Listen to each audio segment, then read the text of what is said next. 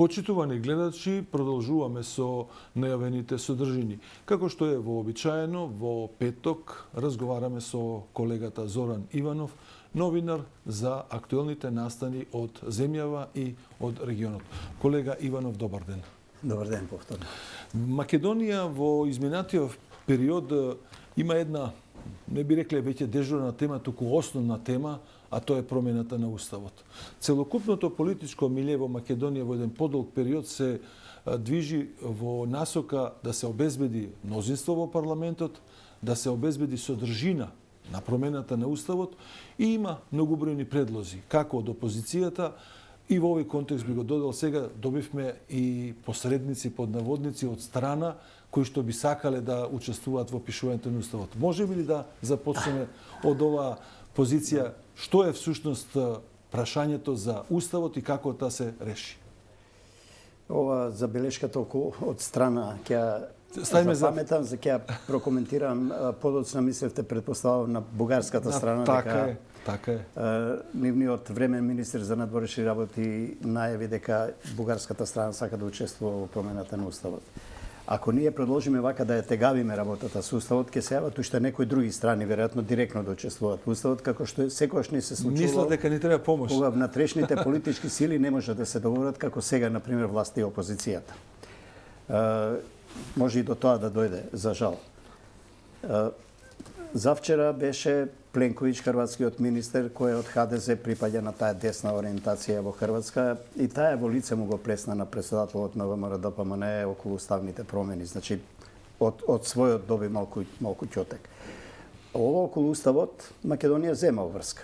Која влада, каква влада била легитимна во тој момент, и тоа е меѓународна обврска и таа треба да се спроведе. И тука нема бегање, се друго е шминка, се друго е политизирање и се друго е билдање некаков рейтинг, некаков умислен патриотизам или лажен патриотизам.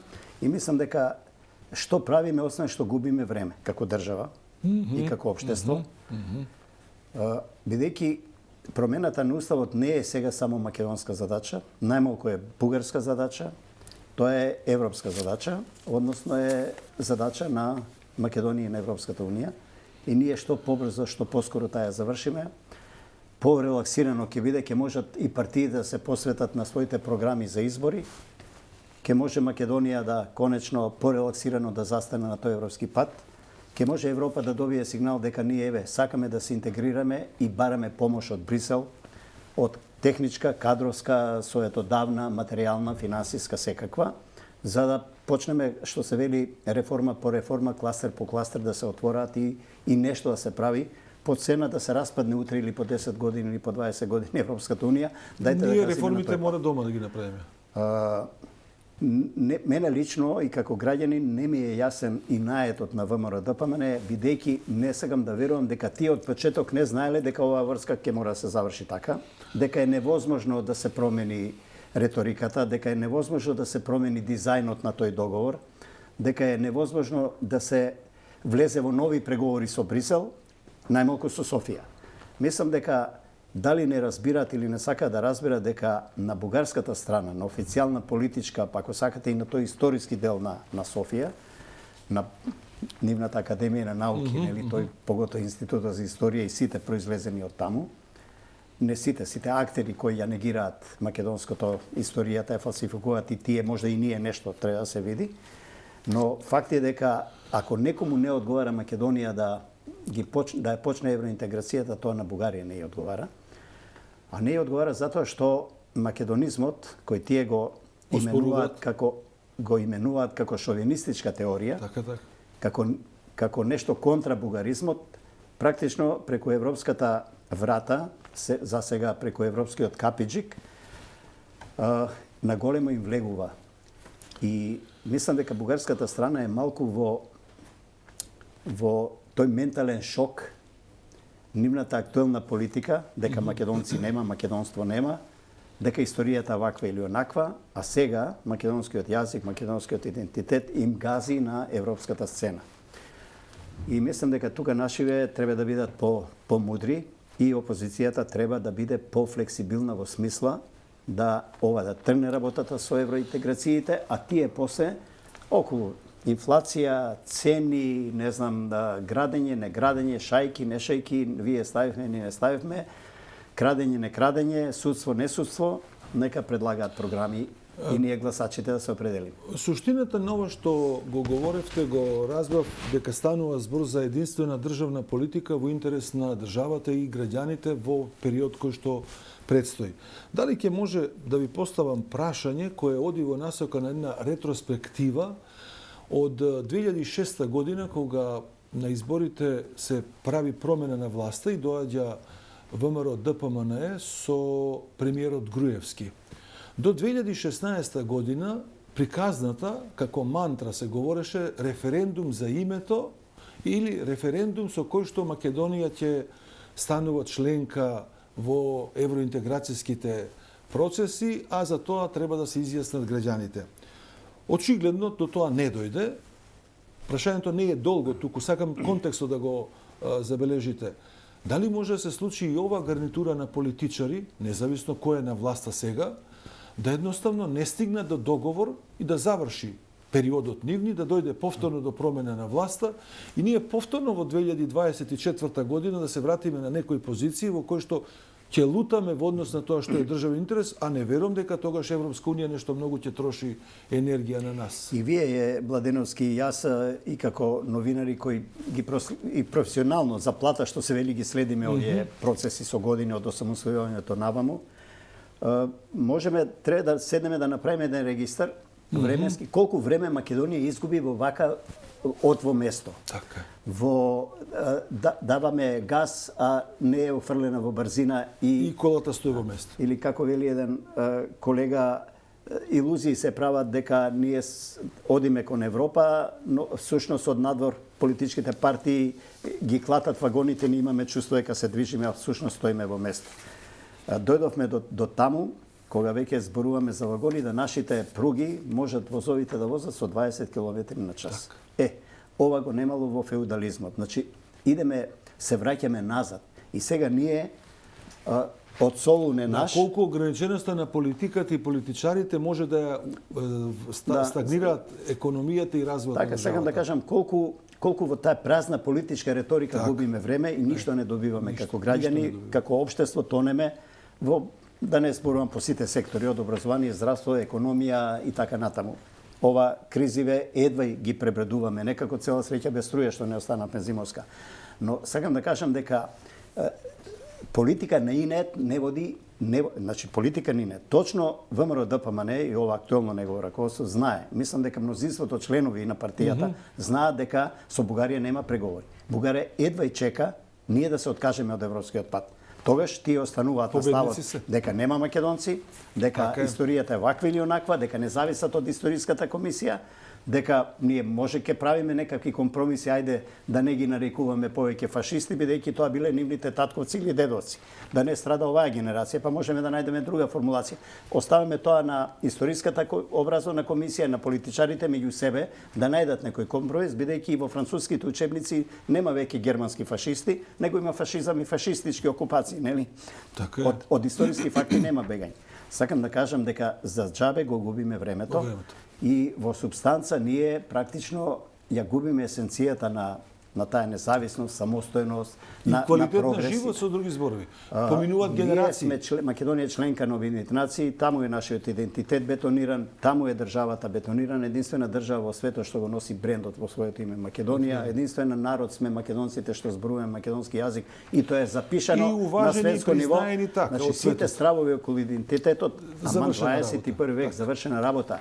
И второ, ние не следиме реакциите во Бугарија, во нивните политичари, интелектуалци и така натаму. Не се среќни со ова што се случува, што Македонија гаси на европскиот пат и сега ги решивме проблемите, не знам, за да почнеме преговори дури со Софија, со таа француска рамка, со Брисел, со Вашингтон, со Париз, ако сакате, ние овде не можеме дома да го решиме со некаков политичко партиски. По сериозноста на ваквото читање на вестите и настаните во Македонија, следнава информација ми дојде дури зачудувачки небитна, а од друга страна ја доживеав како несериозна. Имено, експертите што беа поканети или не се поканети да учествуваат во изработка на измените и дополнувањата во Уставот, дадоа забелешки: не сме поканети, сме поканети. Мислите дека со универзитетски професори, дека вакви изјави, дека државата до толку ли е несериозна, па дојдовме до ситуација? Немам конкретни информации, ги фати вестите по медиумите и некои изјави од некој од нив, но искрено, знаејќи до сега како се движат и карактерно, мислам дека на сите им е навестено, дали директно или преку посредници, или им е јавено на телефон, дека ќе бидат поканите да учествуваат, но додека не добијат црно на бело, додека не ги видат условите, додека не видат веројатно, нека ми проста се дали ќе има и хонорар, ќе нема, нели, колкави ќе бидат тие надоместоци.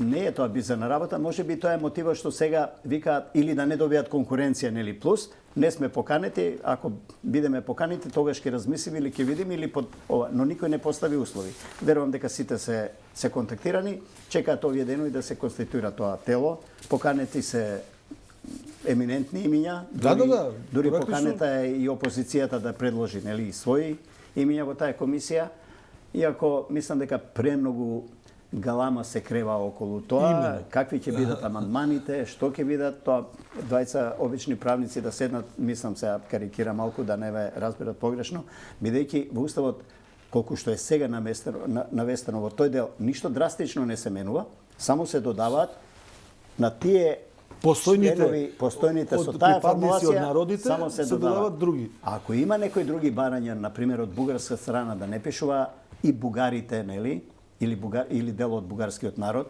туку да пишува, не знам, македонски бугари и така натаму, некои хирови пак од Софија, ако дојдат па ја замутат работата, тогаш некои ќе се губи време. Поафирмирани експерти ќе може да дадат уставно право да дадат некое мислење, но мислам дека до тоа нема да се случи. Мислам дека Македонија нема да прифати ни една друга формулација, освен да се задржи на сегашните формулации каде што стојат делови на народите кои сега се набележани, да додадат уште неколку. Врз основа на искуството, мислам дека позитивниот пристап на Македонија како држава во однос на ова што го говоревте е всушност сигнал до западните партнери и соработници дека Македонија покажува добра волја. Се друго што ќе побара бугарската страна може да биде се работи не толку Младеновски за добра волја, колку што се работи за обврска. Ние сите овие работи, за жал, ги правиме. Не, обврската ќе се заврши, ама финесите зборам. Е добра волја, можете и вака и така да ја завршите. Сите овие обврски ги правиме под притисок. Ние сме имале таа историска среќа, нас да ни бидат соседи Србија, не знам, Грција, не знам, Бугарија. Добре, не рековте несреќа. Среќа. Иронизирам малку. Да сватим. Историски. Значи, во моментот кога Србија во таа епопеја што викаат 41-45 не признала, нели, тоа ново движење дека има македонци, не се веќе јужносрбијанци или граѓани на Јужна Бановина, туку се македонци и ќе создадат во рамките на Југославија собствена држава. Често од бугарска страна прашуваат: вие, нели, како со србите сте поблиски, а со нас бугарите не сте блиски? Па не може човек да им објасни, многу е просто. Тие србите не сме биле срби, не признавале, па не признаја. Од моментот кога не признале, ние сме поблиски. И вие, нели, вашата источна страна, која ќе кажете дека ако вие сметате дека сте македонци или сметате од кога мислите дека сте македонци, нека вие, нели, и ќе се релаксираат и нашите односи. Не можат во Бугарија да сватат дека најголем говор на омраза е негирањето на нашата нација, на цела нација. И тука е проблемот. Нели, кога велат во Македонија се шири говор на омраза, а генезата на говорот на омраза е таму. Но кога спомнате Милко само, нивниот времен министер за надворешни работи, со неговата изјава на која реагираше и Министерството за надворешни работи и председател на државата, јас уште пред тоа веднаш напишав кус коментар дека, па да, може и тоа да се случи, нели, да учествуваат и бугарската страна во креирање на македонскиот устав, ако ка наспорух, нели, го стават во бугарскиот устав. Сега карикирам до крај, за да почувствуваат тие дека не сме ние од Марс паднати, нели, им ја знаеме намерата што е, но мислам, ова сакам да кажам, дека тоа што сега го прават со таков тип изјави, го прават не за нас, за домашната сцена, она што го реков на почеток, бугарската дипломатија, бугарската политика, па ако сакате и бугарската историографија, со децении према Македонија негаторска, доживува порази. Ниеден амандман не им поминува во Страсбур, ниеден говор на типот негација на македонството, теми што не се теми на европското, не им поминува повеќе. Притиснати се до крајот на мај или до крај на оваа година нешто да ги реализираат од буките од Хашкиот. Малку се во паника. Иванов, с оглед дека долги години сте во новинарството, ги анализирате политичките процеси. Дали сметате дека ние како држава и како професионалци во оваа област им придаваме на ваквите изјави можеби преголемо значење, овдека ги исклучувам официјалните личности, меѓутоа и нив ги додавам доколку немаат легитимитет или веќе на избори се поразени. Станува збор за одредени политички личности кои според мене немаат толкаво политичко влијание и во својата средина, а ние овде им даваме многу големо значење. Се согласувам, но кога некој министер за надворешни работи ќе изјави тоа што го изјави, нели, дека сака тие да креираат дел од уставот, тоа е говор на омраза класичен и тоа треба, мислам, многу јасно да им се каже тама на бугарска, кога нас не цинкарат во Брисел дека овде има говор на омраза, треба и нашиве тоа да го кажат таму во Брисел, да не да значи дека нема поголем говор на омраза од таква провокација. Ама говорот на омраза, јас барем според гледање како македонец или како државјанин на Македонија, мислите дека има од министерот или од министрите како во овој случај?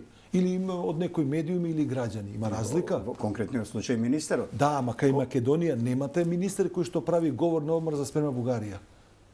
Па тие да забележуваат да не кодошат во Брисел. Не, нема. Така? Официјалната политика наша, нема, апсолутно. Дури забележуваат, главно од опозицијата, но и во јавноста генерално и во медиумите и на социјалните мрежи, дека премлака е македонската дипломатија политика во однос на Бугарија. Но искрено јас поддржувам таква дипломатија. Мислам дека нашиве кои го водат процесот треба да игнорираат тоа.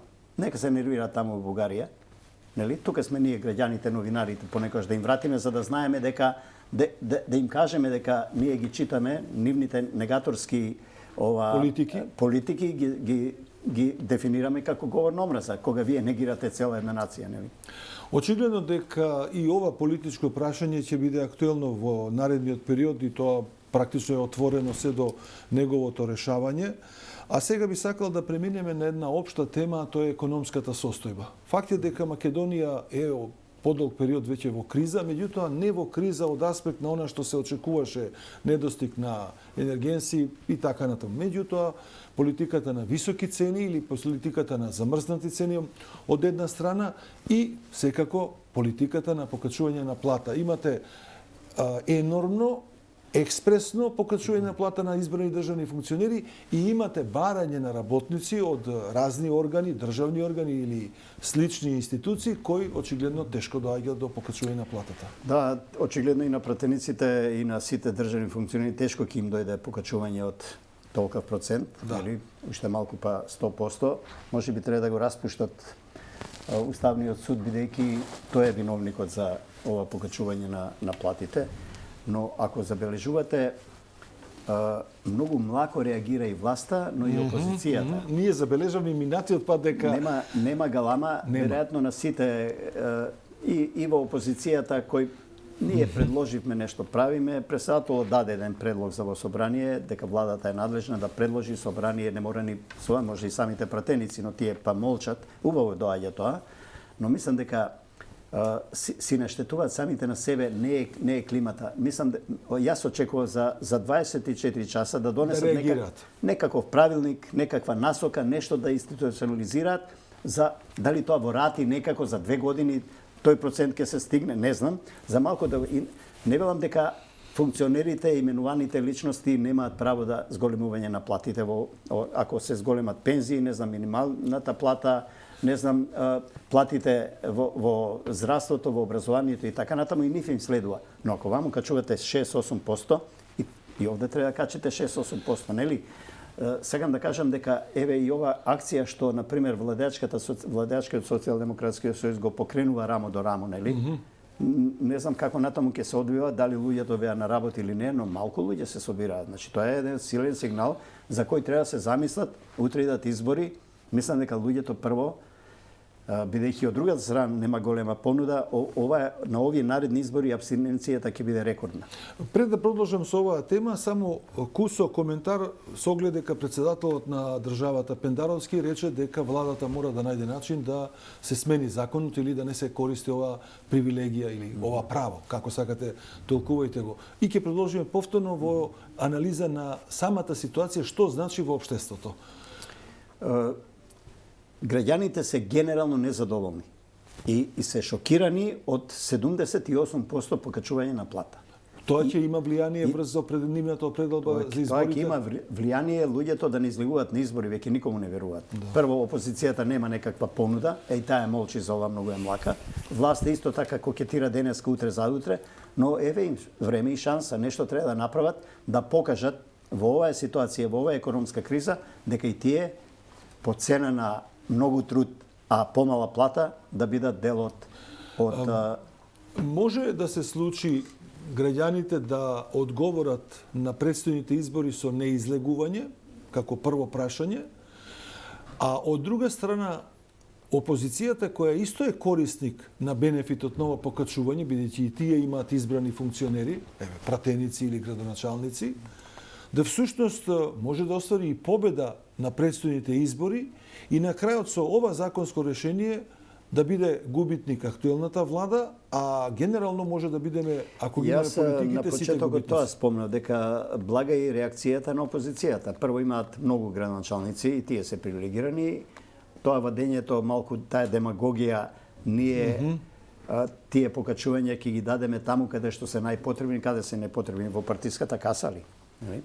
Така што нека дефинираат каде. Дали ќе направат фонд некаков за, не знам, ретки болести, еве лекоите да. Ова е ретко прашање каде што се приближиле политичките ставови меѓу власта и опозицијата. Тој молк на власта и опозицијата или таа млакост во реакцијата, наспроти реакцијата на граѓаните, ќе биде последица по политиката, и јас затоа велам, нема власта да страда од ова, само ќе страда и опозицијата, бидејќи мислам дека абстиненцијата, ако нешто брзо власта не преземе, ова малку да го стиша, сепак да не се брза со толкави покачувања, па дури таму во Уставниот суд, значи некој нов правилник, дали нов закон, дали промени во закон, пронтно треба нешто да сторат, но на крај на криштата тие си знаат.